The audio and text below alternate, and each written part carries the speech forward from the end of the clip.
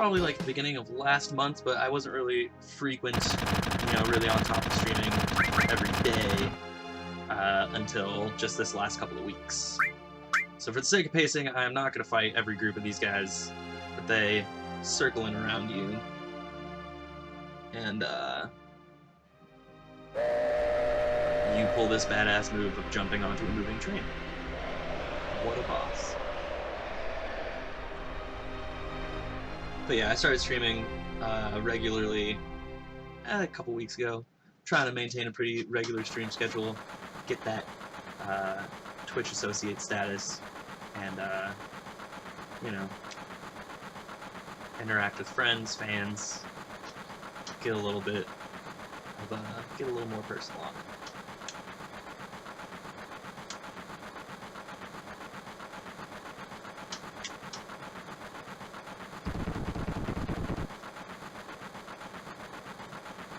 Pitter-patter of little footsteps on top of the train.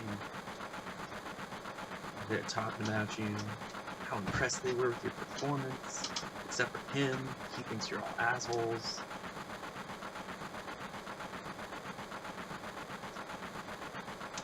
Yeah, man, it's definitely a challenge to maintain a schedule, but I've been fortunate enough to land a job that isn't super demanding on my schedule. Being in a band full time outside of when I'm touring gives me a lot of time at home.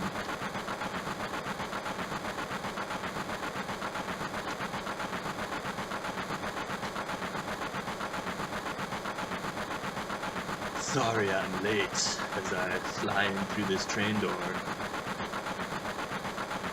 Let me play off what a badass I am while my boss yells at me.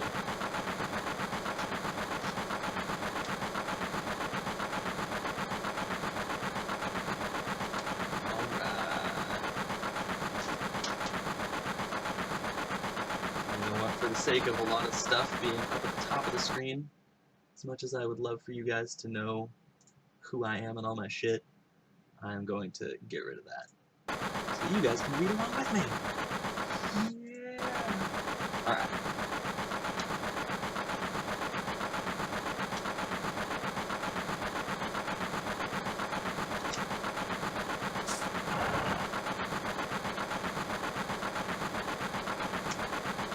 Hey Cloud, you were great back there. I like how in this like updated version they tried. So in the original version of this game, like no one has mouths. But when they updated the graphics, they like gave people like a big fat top lip and a big fat fucking bottom lip, and they tried to separate it with like a little line, but they didn't do such a great job at that. So everybody just looks like they're constantly like, oh, oh. Except for Cloud, who has no expression. He's just always frowning.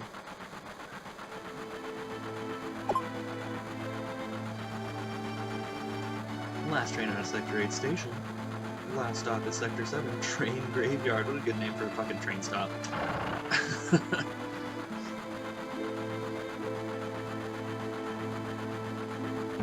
These shocked people running out while you just fucking dominate this fucking train car. My train car now. This is why he hates the last train, because you have fucking gangsters everywhere. Get that mouse cursor out of the way. Sorry about that, guys. Alright. This is my house, so make yourselves at home. Thanks, train bum. My boss is still yelling at me. His headlines of China Times. Terrorists that bombed the #1 reactor base somewhere in the slums. I sure put some thought into blowing up the reactor. It must have a calculated leader. I wonder what they'll do next.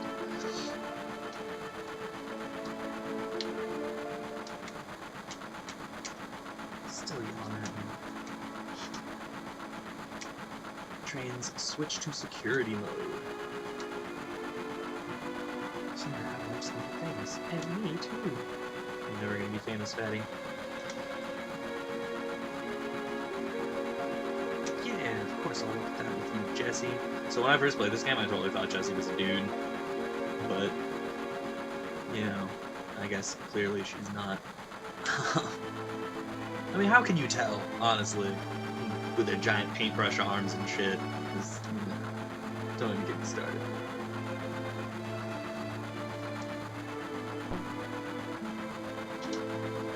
Complete model of the city of Midtown. This is a little bit of background information on the city that you're in, this weird dystopia. Top plate is about 50 meters above ground. The main pillar supports the plate in the center, and there are other support pillars built into each section.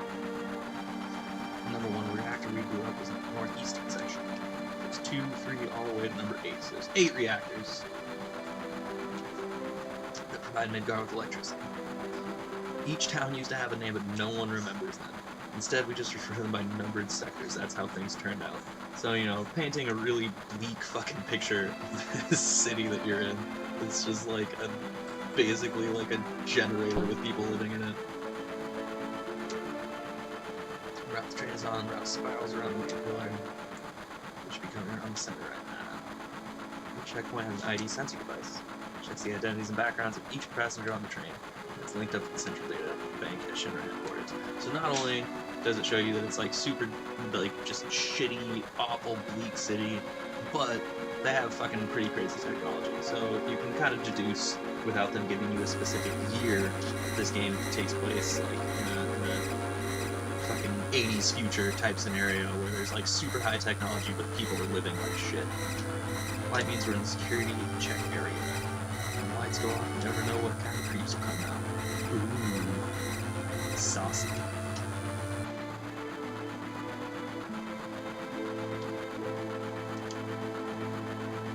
I know. Next time I'll make one just for you. Looking forward to it. Put a little extra effort and make it with a bang.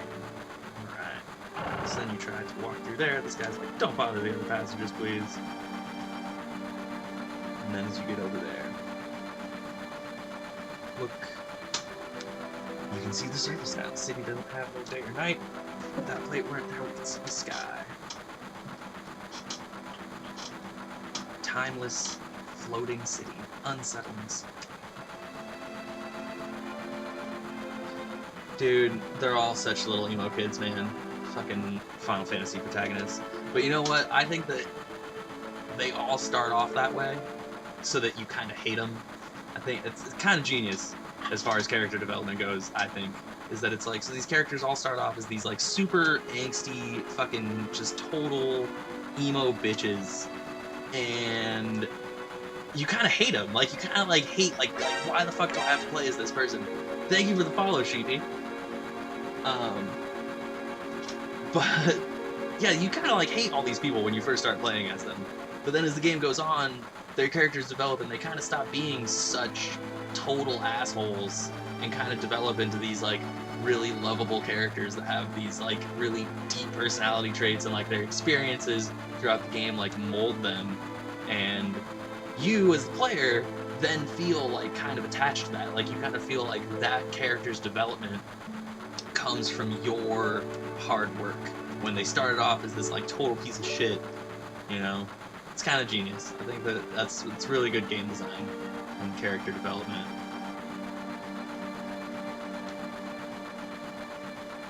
So these guys are having a conversation about why this is such a shitty place to live, why you can't see the sky, and why people are still dedicated to such a horrible, horrible place. Mostly because they're broke.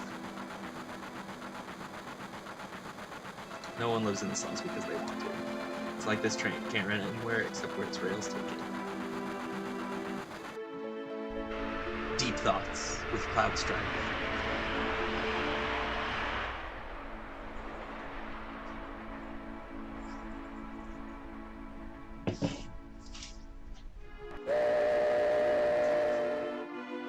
I know they're all emo edgelords, Venice. That's what I just said.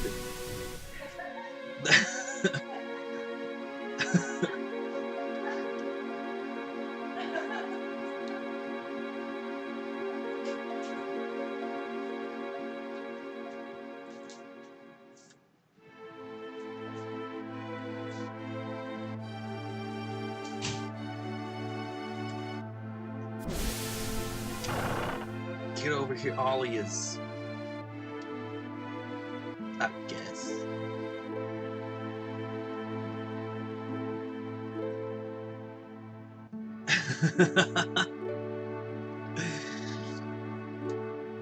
Titus was kind of a douche dude, bro, at first, anyway, before the city exploded and he got, like, sent back in time. You know, he was Mr. Sports Guy, signing autographs for hot girls, you know, telling kids to follow their dreams, but then just, like, you know, being a sports dick. I guess they kind of shoot that all out the window, though, when he sees a big billboard of his dad, and he's like, I hate you, Dad!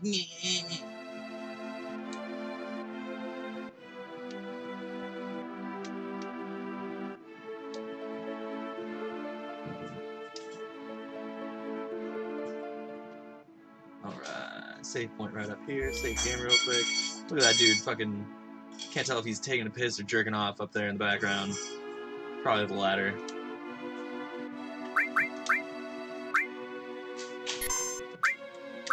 Let's go find out. Let's go interrupt this guy's wank. Hey, you. He totally is jerking off. Oh my god. Dude. He's just like, get out of my face, I'm trying to have a wank! Yeah, you came to see it too? No, I don't want to see that. Oh. Dude, what? There was bombing on top. If this pillar should come down, everyone in the slums is dust. No point worrying about that. Hey, check it out, it's huge. You might as well just, you know, stand in front of this giant tower and fucking crank one out. Dude, the Titus laugh is easily the most cringeworthy part in Final Fantasy X, possibly the most cringeworthy part in any Final Fantasy ever. Just, ugh. Oh. Hey, this is a strange, wonderful place. This is my place, but you can come here when you want. See ya, bro. Aww. I didn't mean to interrupt your wank, man. I mean, I did, but...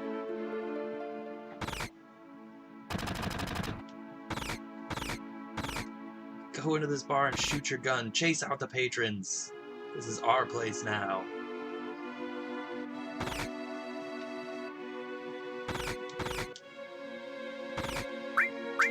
What did I hear? There's a news update. They say that there was a terrorist explosion, and this time it was a mecha reactor. What does it mean? If you knock out Midgar's power, then all of its computers and signals are going to be knocked out too. Financially, there must have been about 1 billion gil worth of damage. And that is a lot of innocent people got killed too. If the explosion had been in the middle of the night, that would have been one thing. At least people could have died in their sleep. God, Final Fantasy VII. No hope. No hope. I am blitzed. I love homemade cocktails, but they sure do creep up on you.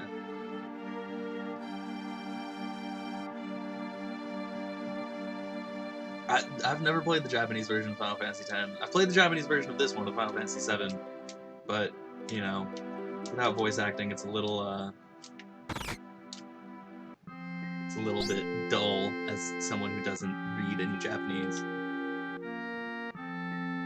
I'm not your dad, kid! Get out of my fucking face! She did! She ran up to me and said, Dad!